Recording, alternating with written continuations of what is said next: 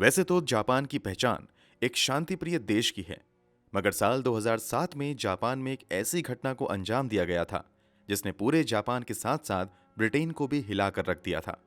यह घटना जितनी दुखद थी, इस घटना को अंजाम देने वाला अपराधी उतना ही शातिर था। इस अपराधी को पकड़ने के लिए पुलिस ने 60 लाख रुपए के नाम की घोषणा तक कर दी थी। फिर भी अकेले एक अपराधी ने 2 साल तक पूरे जापान की पुलिस प्रशासन की नाक में दम करके रख दिया था। पुलिस को चकमा देने के लिए अपराधी ने जो तरीका अपनाया था वो किसी की भी कल्पना से बिल्कुल परे था।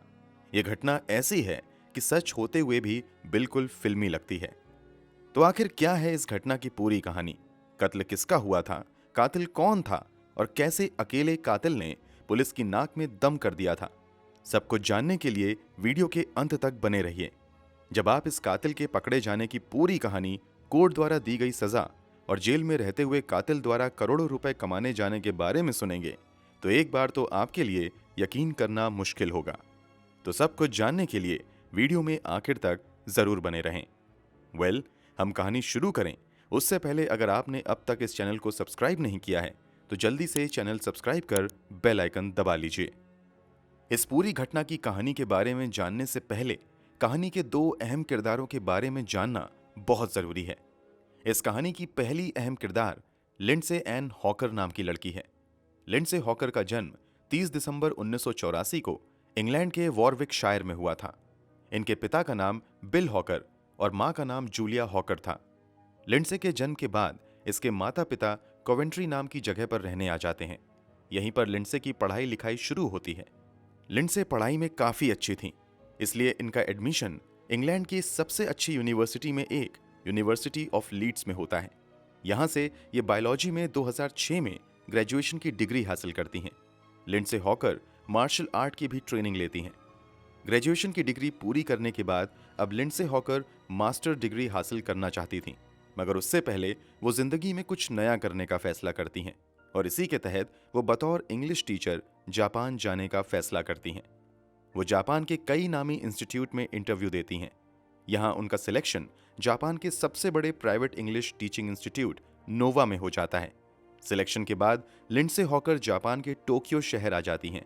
उसकी पोस्टिंग टोक्यो के ही कोइवा शहर में हो जाती है। वो इसी शहर में एक किराए के घर में 2 और विदेशी महिलाओं के साथ रहने लगती हैं। लिंडसे हॉकर के माता पिता और उसका बॉयफ्रेंड अभी इंग्लैंड में ही रह रहा था। उनसे लिंडसे ईमेल, स्काइप तथा फोन के जरिए कांटेक्ट करती थी। एक दिन लिंडसे अपने बॉयफ्रेंड को ईमेल के जरिए बताती हैं कि उसकी मुलाकात तेत्सुया इचिहाशी नाम के एक लड़के से हुई है। तेत्सुया इचिहाशी ही इस कहानी का दूसरा सबसे अहम किरदार है। तेत्सुया इचिहाशी का जन्म 5 जनवरी 1979 को जापान के चूबू रीजन में हुआ था। तेत्सुया की मां एक डेंटिस्ट थीं, जबकि पिता शहर के जाने माने डॉक्टर थे। तेत्सुया इचिहाशी के माता पिता अपने बेटे को भी डॉक्टर बनाना चाहते थे, मगर पढ़ाई में इसका मन नहीं लगता है और वो डॉक्टर नहीं बन पाता है। हालांकि इसके बाद वो जापान की एक यूनिवर्सिटी से 2005 में डिपार्टमेंट ऑफ हॉर्टिकल्चर से ग्रेजुएशन की डिग्री प्राप्त करता है।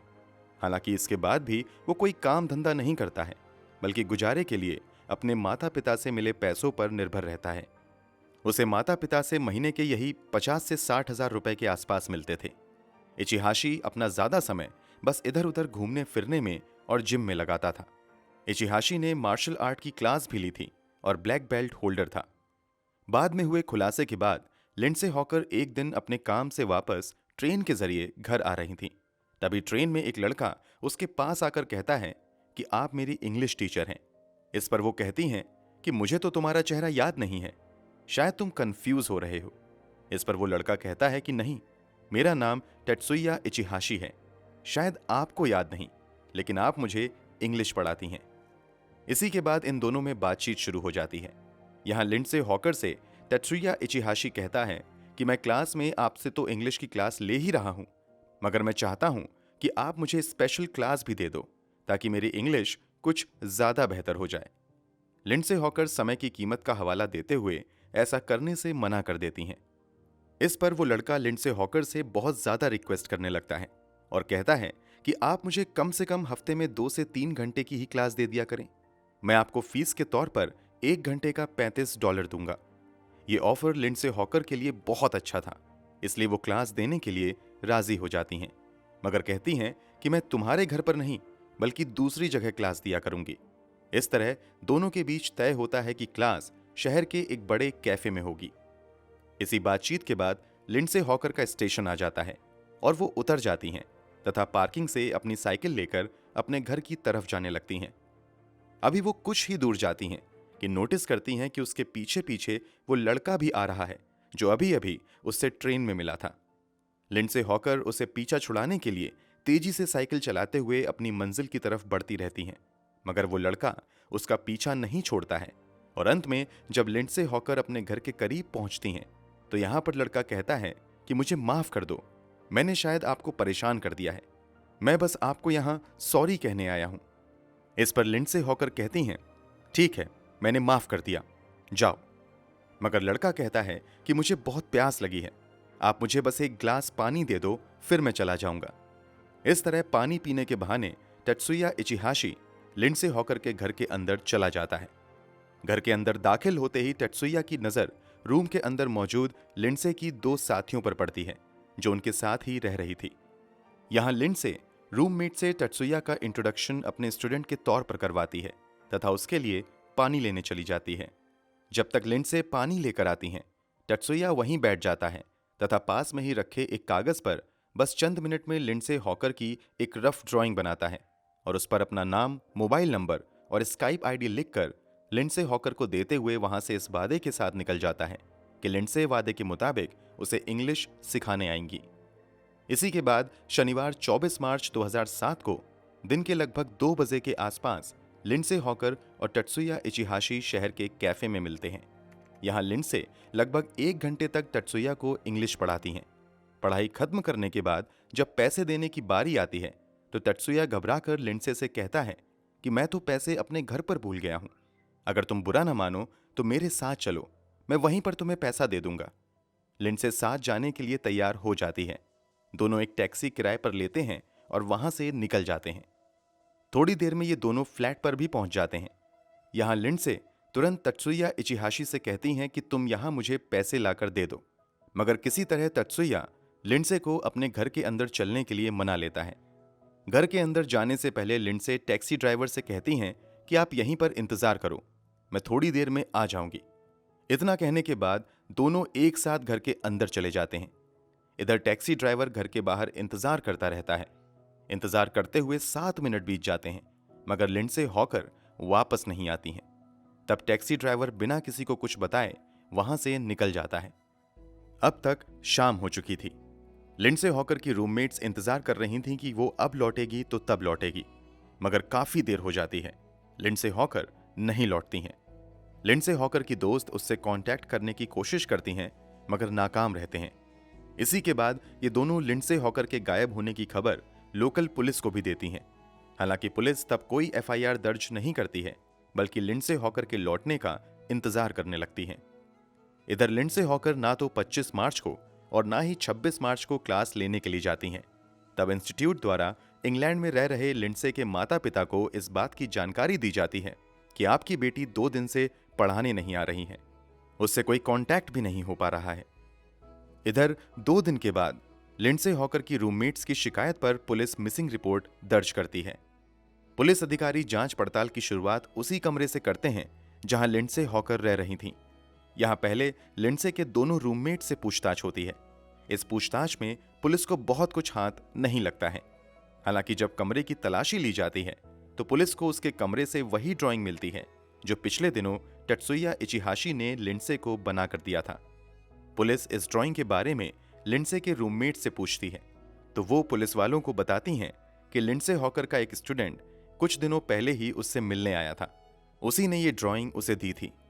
चूंकि उस ड्राइंग पर तत्सुया इचिहाशी ने अपना मोबाइल नंबर, ईमेल एड्रेस और स्काइप आईडी भी लिख दिया था, इसलिए पुलिस तुरंत तत्सुया इचिहाशी की कुंडली निकालकर उसकी तलाश में लग जाती हैं। इधर एक सीसीटीवी फुटेज भी पुलिस के हाथ लगती है जिसमें तत्सुया और लिंडसे आखिरी बार साथ दिख रहे थे। तत्सुया की डिटेल निकलवाई जाती है तो पता चलता है कि एक छोटे मोटे झगड़े को छोड़कर इसका कोई आपराधिक रिकॉर्ड नहीं रहा है, इसलिए अब तक पुलिस को तत्सुया इचिहाशी पर कोई शक नहीं होता है। फिर भी वो लिंडसे हॉकर के संबंध में पूछताछ के लिए 27 मार्च 2007 को टत्सुया के एड्रेस पर जाती हैं। यहां पूछताछ के लिए केवल 2 अधिकारियों को भेजा गया था। जापान के कानून के मुताबिक अगर पुलिस के पास कोर्ट का कागज और उचित कारण नहीं है तो वो बेवजह किसी के दरवाजे पर नॉक भी नहीं कर सकती हैं। इसीलिए जब दोनों अधिकारी आते हैं तो तत्सुया इचिहाशी का दरवाजा उन्हें बंद मिलता है। घर की सभी लाइट्स भी ऑफ थीं। पुलिस वाले दरवाजे पर नॉक नहीं करते हैं, बल्कि आसपास के पड़ोसियों से इचिहाशी के बारे में पूछताछ शुरू करते हैं। इसी दौरान एक पड़ोसी बताता है कि कल इसके घर से बहुत ज्यादा आवाज आ रही थी। ऐसा लग रहा था कि किसी चीज को तोड़ा जा रहा हो। इसके बाद पुलिस वाले बाहर से ही तत्सुया इचिहाशी के घर का मुआयना करते हैं तो पता चलता है कि घर की सारी लाइट ऑफ हैं। मगर जब पुलिस वाले उसके दरवाजे के करीब आते हैं तो उन्हें भी घर के अंदर से कुछ खटपट की आवाज में सुनाई देती है। घर की स्थिति और बाहर के माहौल को देखकर पुलिस वालों को अंदाजा हो जाता है कि यहां जरूर कुछ गड़बड़ है। इसलिए वो दोनों अधिकारी तुरंत आला अधिकारियों को फोन करते हुए और बैकअप भेजने के लिए कहते हैं। इसी के बाद लगभग शाम के 7 बजे तक 7 और पुलिस अधिकारी वहां पहुंच जाते हैं। अब ये 9 पुलिस अधिकारी अलग अलग फ्लोर पर अपनी पोजीशन ले लेते हैं और इंतजार करते हैं कि तत्सुया इचिहाशी बाहर निकलेगा तो उससे पूछताछ होगी। पुलिस वाले को इंतजार करते हुए 2 घंटे बीत जाते हैं, मगर तत्सुया इचिहाशी बाहर नहीं निकलता है। पुलिस वाले फिर भी वहीं डटे रहते हैं और इचिहाशी का इंतजार करते रहते हैं। तभी पुलिस की नजर से बचकर वो अपने घर का दरवाजा काफी तेजी से खोलता है और पीठ पर एक छोटा सा बैग लेकर वहां से भागने की कोशिश करता है। उसके दरवाजे के पास मौजूद पुलिस वाला उसे रोकने की कोशिश करता है, मगर वो सभी को चकमा देते हुए वहां से भागने लगता है। कुछ अधिकारी निचली फ्लोर पर भी तैनात किए गए थे, मगर ऊपर मौजूद पुलिस वाला नीचे के पुलिस अधिकारियों को तत्सुया इचिहाशी के भागने की जानकारी नहीं दे पाता है, क्योंकि उस समय इन पुलिस अधिकारियों के पास वॉकी टॉकी या कम्युनिकेशन रेडियो नहीं होता है। इस तरह सभी को चकमा देते हुए तत्सुया इचिहाशी वहां से फरार हो जाता है। इचिहाशी के भाग जाने के बाद पुलिस की एक टीम तुरंत घर के अंदर जाती है। घर के अंदर की हालत बहुत ही ज्यादा खराब थी। सामान इधर उधर बिखरा पड़ा हुआ था, जबकि बाथरूम से बाथटब गायब था। ऐसा लग रहा था कि उसे आजकल में ही तोड़कर वहां से निकाला गया है।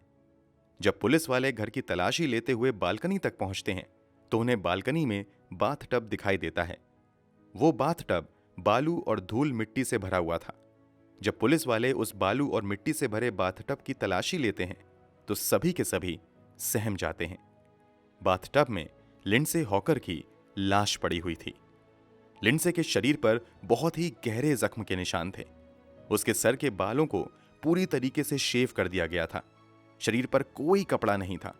जिस बाथटब में यह शव रखा गया था उसमें बालू और धूल मिट्टी के अलावा कई तरह के डीकंपोजिंग एलिमेंट्स भी मिले हुए थे।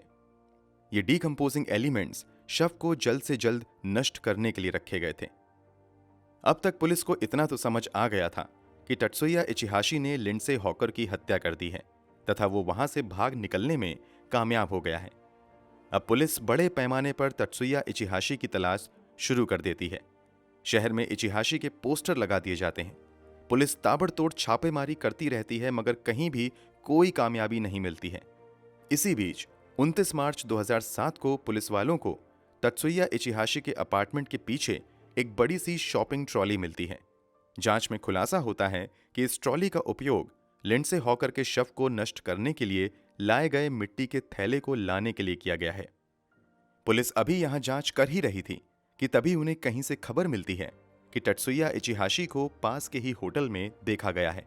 इस गुप्त सूचना के आधार पर आनन फानन में 20 पुलिस वालों की एक टीम बनाई जाती है तथा ये सभी ईस्ट टोक्यो में मौजूद लव होटल पर छापेमारी करते हैं। मगर पुलिस की यह मेहनत बेकार जाती है, क्योंकि वहां से तत्सुया इचिहाशी पहले ही फरार हो चुका होता है। अब पुलिस वाले पहले से कहीं बड़े पोस्टर छपवाकर शहर में लगवाना शुरू कर देती है। साथ ही तत्सुया इचिहाशी की कोई भी खबर देने वाले को लगभग 6 लाख रुपए के इनाम देने की घोषणा कर देती है। काफी कोशिशों के बाद भी तत्सुया इचिहाशी का कोई अता पता नहीं चलता है। इसका नतीजा होता है कि 2008 की शुरुआत में ही केस की जांच लगभग रुक जाती है। इस केस को जबरदस्त मीडिया कवरेज भी मिल रहा था और लोगों की हमदर्दी लिंडसे के साथ थी। इसलिए जांच के सुस्त होने की वजह से लोगों का गुस्सा बढ़ने लगता है। उधर इंग्लैंड से लिंडसे हॉकर के माता पिता भी जापान आ जाते हैं तथा अधिकारियों पर जांच का दबाव बनाते हैं। इसके अलावा इंग्लैंड हाई कमीशन के आला अधिकारी भी जापान सरकार से जल्द लिंडसे हॉकर के कातिलों को पकड़ने के लिए कहते हैं। जापान पुलिस के प्रति भी लोगों का गुस्सा बढ़ने लगता है तथा कई जगह जस्टिस फॉर लिंडसे हॉकर जैसे कैंपेन शुरू हो जाते हैं। इस मामले में जापानी पुलिस की मदद के लिए इंग्लैंड से यॉर्कशायर पुलिस की भी एक टीम जापान आती है। चारों तरफ से बढ़ते प्रेशर की वजह से एक बार फिर से जापान पुलिस 2008 के अक्टूबर महीने में पूरी ताकत से इस केस की इन्वेस्टिगेशन शुरू करती है। अब इस केस को सॉल्व करने के लिए 140 पुलिस अधिकारी लगाए जाते हैं। इन सब के बीच अब पुलिस की मेहनत भी थोड़ी रंग लानी शुरू करती है तथा पुलिस को अलग अलग जगहों पर टत्सुया इचिहाशी के देखे जाने की खबर मिलने लगती है, मगर हर बार पुलिस के पहुंचने से पहले टत्सुया इचिहाशी वहां से लापता हो जाता है।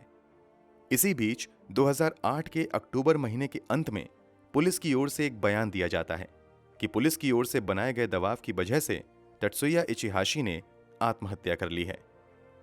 हालांकि पुलिस ने अब तक टत्सुया इचिहाशी का शव बरामद नहीं किया था और ना ही कोई ठोस सबूत दिया था, इसलिए लिंडसे हॉकर के माता पिता समेत जापानी मीडिया पुलिस के इस दावे को खारिज करते हुए केस को कमजोर करने का आरोप लगाने लगती है। चौतरफा आलोचना के बाद पुलिस फिर से अपनी जांच को आगे बढ़ाती है, मगर पुलिस के हाथ खाली ही रहते हैं। 15 जनवरी 2009 को जापान टुडे की ओर से एक खबर में दावा किया जाता है कि टत्सुया इचिहाशी भागकर फिलीपींस चला गया है। हालांकि इस बात के भी कोई पुख्ता सबूत पेश नहीं किए जाते हैं।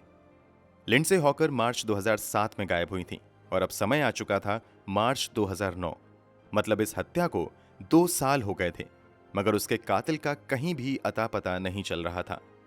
लिंडसे हॉकर की दूसरी डेथ एनिवर्सरी के मौके पर जापान में इसकी याद में बड़े स्तर पर कार्यक्रम आयोजित किए जाते हैं। यहां लिंडसे हॉकर के इंसाफ की बात की जाती है। अब एक बार फिर से जब पुलिस पर दबाव बढ़ता है तो वो नए सिरे से जांच की शुरुआत करते हुए जापान के कई बड़े शहर में टत्सुया इचिहाशी के लाइफ साइज कटआउट्स लगवा देती है। इतना ही नहीं, 26 जून 2009 को जापानीज नेशनल पॉलिसी एजेंसी की ओर से टत्सुया इचिहाशी की खबर देने वाले के लिए इनाम की राशि भी बढ़ाकर 6 लाख से लगभग 60 लाख रुपए कर दी जाती है। यहां पुलिस की ये तरकीब थोड़ी काम कर जाती है। एक दिन जापान के नागोया शहर का एक प्लास्टिक सर्जन पुलिस वालों को बताता है कि शायद मैंने इस लड़के की प्लास्टिक सर्जरी की है। डॉक्टर बताता है कि कुछ महीने पहले नागोया क्लिनिक पर यह लड़का आया था जिसने प्लास्टिक सर्जरी के जरिए अपनी नाक थोड़ी ऊपर उठवाई थी। इसके अलावा उसने अपने गाल पर मौजूद 2 तिल को हटवाने के साथ साथ अपनी आईलिड्स फोल्ड करवाई थी, अपनी लिप्स की मोटाई को भी बढ़ाया था। यहां डॉक्टर पुलिस वालों को सर्जरी से पहले तथा सर्जरी के बाद ली गई तस्वीर दिखाता है। इन तस्वीरों को देखकर पुलिस पूरा माजरा समझ जाती है कि कैसे पुलिस की पकड़ से बचने के लिए टत्सुया इचिहाशी ने प्लास्टिक सर्जरी के जरिए अपना चेहरा बिगाड़ लिया था। अब पुलिस द्वारा पूरे शहर में टत्सुया इचिहाशी का प्लास्टिक सर्जरी के बाद वाला फोटो लगवा दिया जाता है। इसी के कुछ दिनों बाद शहर में इचिहाशी के बड़े बड़े बैनर देखकर एक मजदूर पुलिस वालों को खबर देता है कि इसी से मिलता जुलता लड़का उसकी साइट पर भी काम करता है। इन सब सूचनाओं के आधार पर पुलिस वाले बड़ी ही सावधानी से टत्सुया इचिहाशी की स्थिति का पता लगाती है और फाइनली 10 नवंबर 2009 को ओसाका के एक कंस्ट्रक्शन साइट पर रेड करती है। जब पुलिस वहां पहुंचती है उस समय टत्सुया इचिहाशी जहाज से समुद्र के रास्ते दूसरी जगह भागने की तैयारी कर रहा था। अभी वो भाग पाता तभी पुलिस वहां पहुंच जाती है। अब टत्सुया इचिहाशी को एहसास हो जाता है कि उसका खेल खत्म हो गया है, इसलिए वो दोनों हाथ उठाकर खड़ा हो जाता है और खुद को पुलिस के हवाले कर देता है। टत्सुया इचिहाशी को गिरफ्तार करने के बाद उसे 23 दिनों की पुलिस रिमांड में भेज दिया जाता है। यहां उससे कड़ाई से पूछताछ होती है, मगर वो अपना गुनाह कबूल नहीं करता है और लिंडसे हॉकर की हत्या से लगातार इनकार करता रहता है। मगर जब पुलिस बहुत ज्यादा सख्ती के साथ उससे पूछताछ शुरू करती है तो फाइनली टत्सुया इचिहाशी दिल दहला देने वाले रहस्य से पर्दा उठाता है। वो बताता है कि जब पहली बार उसने ट्रेन में लिंडसे हॉकर को देखा था तभी उसने तय कर लिया था कि इसके साथ गलत करेगा। इसी के बाद उसने लिंडसे हॉकर से ट्रेन में झूठ बोला और फिर बहाने से उसे खुद को इंग्लिश पढ़ाने के लिए तैयार कर लिया और फिर पैसे देने के बहाने उसे अपने घर के अंदर बुलाया। टत्सुया इचिहाशी के बयान के मुताबिक लिंडसे हॉकर जैसे ही पैसे लेने के लिए घर के अंदर आती हैं, वो उससे जबरदस्ती करने लगता है। मगर लिंडसे भी मार्शल आर्ट्स सीख चुकी थी, इसलिए वो इचिहाशी पर अपने बचाव में हमले करती हैं। टत्सुया इचिहाशी भी मार्शल आर्ट में ब्लैक बेल्ट होल्डर था, इसलिए वो भी लिंडसे हॉकर पर हमले करता है। दोनों के बीच कुछ देर तक ये लड़ाई चलती है, मगर टत्सुया एक बार सीधे लिंडसे की गर्दन पर करता है, जिससे उसकी गर्दन की हड्डी टूट जाती है और वो नीचे गिर जाती हैं। इसी के बाद बड़ी बेरहमी से वो लिंडसे हॉकर के साथ बलात्कार करता है। इसी दौरान गला दबाकर उसकी हत्या भी कर देता है। हत्या करने के बाद वो शव को बाथरूम में छुपा देता है। इसके बाद इचिहाशी बाहर दुकान जाता है, जहां से वो मिट्टी और बालू के साथ साथ डिकम्पोजिंग एलिमेंट्स खरीद कर लाता है। सभी सामान लाने के बाद वो पहले तो लिंडसे हॉकर के सभी सामान को नष्ट करता है, फिर उसके सर के बाल छीलकर शव को उठाकर बाथिंग टब में रखता है और फिर मिट्टी तथा बालू के साथ साथ उसमें डिकम्पोजिंग एजेंट्स मिला देता है। इसके बाद वो बाथ टब को खींचकर बालकनी में ले आता है और वहीं रख देता है। उसी शाम जब वो भागने की तैयारी कर रहा था, तभी पुलिस वहां आ जाती है। हालांकि पुलिस के आने के बावजूद वो भागने में कामयाब रहता है। भागते हुए वो पहले एक शहर से दूसरे शहर तक जाता रहता है और फिर प्लास्टिक सर्जरी कराकर अपना चेहरा बिगाड़ने का फैसला करता है ताकि पुलिस उसे पहचान ना पाए। एक डॉक्टर का बेटा होने के नाते उसे प्लास्टिक सर्जरी के बारे में अच्छे से मालूम था, इसलिए वो आसानी से प्लास्टिक सर्जरी करवा लेता है और बचकर रहने में कामयाब हो जाता है। टत्सुया इचिहाशी द्वारा अपना गुनाह कबूल किए जाने के बाद उस पर लिंडसे हॉकर के अपहरण, बलात्कार और हत्या का मामला दर्ज कर लिया जाता है। इस मामले की सुनवाई शिबा डिस्ट्रिक्ट कोर्ट में शुरू होती है। यहां टत्सुया इचिहाशी के वकील की ओर से दलील दी जाती है कि टत्सुया इचिहाशी ने लिंडसे हॉकर की जानबूझकर जान नहीं ली है, बल्कि गलती से उसकी जान चली गई। टत्सुया इचिहाशी बयान देता है कि उसने रेप करते समय अपने हाथों से लिंडसे हॉकर की नाक और मुंह बंद कर दिया था ताकि वो मदद के लिए चिल्ला ना सके, मगर इसी बीच सफोकेशन से उसकी जान चली गई। कोर्ट में लिंडसे हॉकर के वकील की ओर से टत्सुया इचिहाशी को फांसी की सजा देने की मांग की जाती है। लंबे समय तक इस केस की सुनवाई चलती रहती है। इसी बीच सितंबर 2010 में टत्सुया इचिहाशी जापान में छपने वाले कुछ न्यूज़पेपर के माध्यम से लिंडसे हॉकर के माता पिता से अपने किए के लिए सार्वजनिक रूप से माफी मांगता है। इतना ही नहीं, जेल में रहते हुए टत्सुया इचिहाशी एक किताब भी लिखता है, जिसमें वो बताता है कि कैसे वो पहली बार लिंडसे हॉकर से मिला और कैसे उसने उसकी हत्या कर दी। इसके अलावा उसने इस किताब में बताया कि कैसे वो 2.5 साल तक भागते हुए अपनी जिंदगी बिताता रहा और कैसे प्लास्टिक सर्जरी करवाई। जनवरी 2011 में ये बुक रिलीज होते ही बहुत ज्यादा बिकती है और देखते ही देखते बेस्ट सेलिंग बुक भी बन जाती है। वो किताब की बिक्री से जेल में रहते हुए करोड़ों रुपए कमाता है। हालांकि टत्सुया अपनी लिखी इस किताब से होने वाली पूरी कमाई लिंडसे हॉकर के माता पिता को देने का ऑफर देता है, मगर लिंडसे हॉकर के माता पिता इस ऑफर को ठुकरा देते हैं। आगे टत्सुया इचिहाशी की इस किताब पर 2013 में जापान में एक फिल्म भी बनती है। खैर, इन सभी के बीच मामले की भी सुनवाई कोर्ट में चलती रहती है। फाइनली 21 जनवरी 2011 को शिबा डिस्ट्रिक्ट कोर्ट की ओर से टत्सुया इचिहाशी को लिंडसे हॉकर की हत्या करने के लिए उम्र कैद की सजा सुनाई जाती है। इस सजा का विरोध करते हुए लिंडसे हॉकर के माता पिता कोर्ट से इचिहाशी को फांसी की सजा देने की मांग करते हैं, मगर कोर्ट फांसी की सजा को बहुत ज्यादा सख्त सजा मानते हुए टत्सुया इचिहाशी को फांसी की सजा देने से इनकार कर देते हैं।